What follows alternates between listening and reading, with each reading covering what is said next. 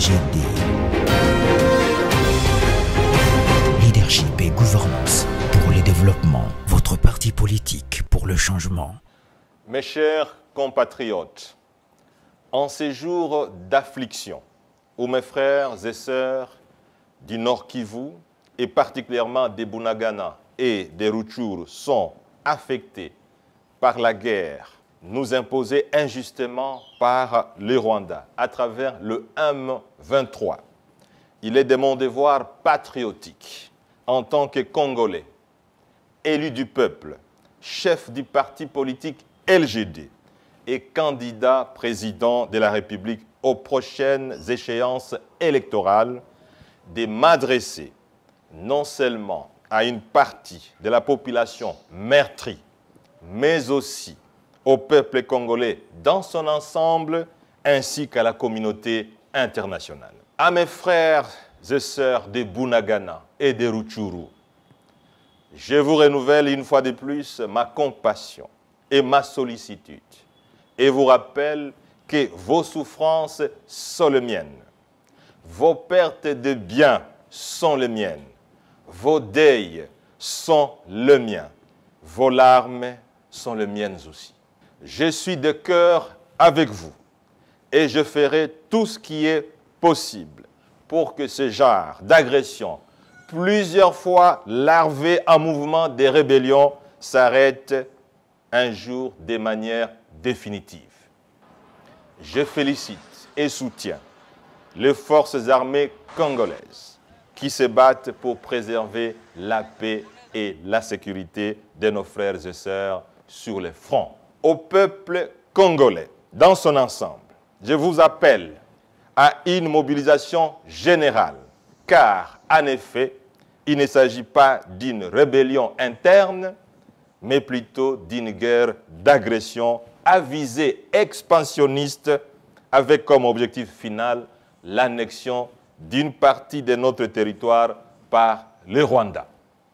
Or, le monde entier sait qu'aucun Congolais, qu'il soit du nord ou du sud, qu'il soit de l'est ou de l'ouest ou du centre, ne peut accepter le détachement d'une partie, minime soit-elle, de notre pays au profit d'un pays étranger. Mobilisons-nous, car aucune armée ne peut vaincre la force d'un peuple uni dans son âme et dans son esprit.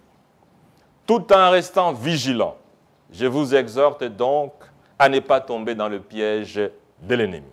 À la communauté internationale, je condamne votre inaction dès lors que les rapports du groupe d'experts des Nations Unies prouvent l'agression explicite du Rwanda qui se cache derrière le M23.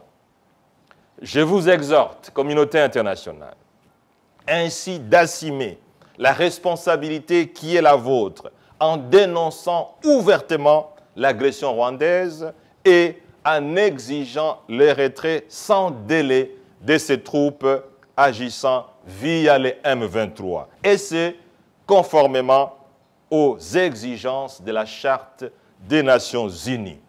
Il en va de la crédibilité des Nations Unies et de leurs responsables. Au gouvernement congolais, je rappelle que les forces armées constituent le meilleur moyen de protection et de défense de l'intégrité territoriale d'un pays.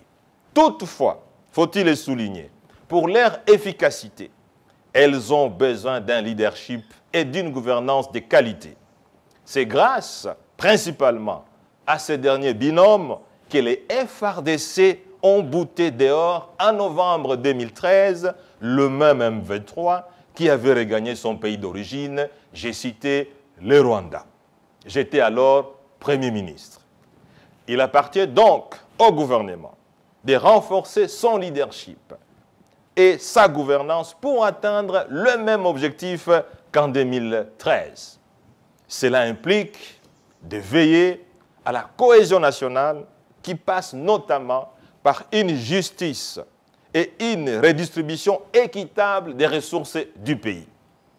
le front commun intérieur dont le pays a besoin en ces moments pour préserver son intégrité ne peut pas être aisément réalisé dans des conditions actuelles caractérisées notamment par la protection des opérateurs politiques proches du pouvoir et la chasse aux sorcières ainsi que l'élimination pernicieuse des candidats présidents déclarés ou non déclarés à travers notamment des poursuites judiciaires non conformes aux lois du pays avec malheureusement l'appui des institutions publiques. Que vivent les forces armées de la République démocratique du Congo, que vive le peuple congolais, que vive la RDC. Ensemble, nous vaincrons. Je vous remercie. LGD. Leadership et gouvernance pour le développement. Votre parti politique pour le changement.